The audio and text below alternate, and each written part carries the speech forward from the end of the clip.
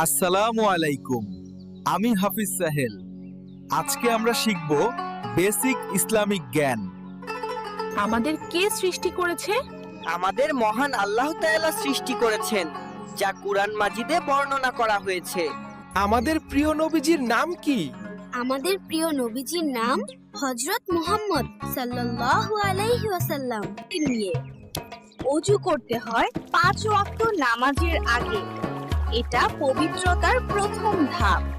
নামাজ আমাদের জন্য ফরজ। প্রতিদিন 5 ওয়াক্ত নামাজ পড়তে হয়। দয়ালু হও, সাহায্য করো। সুতন্দ্র ইসলাম আমাদের এমনটাই শিক্ষা দেয়।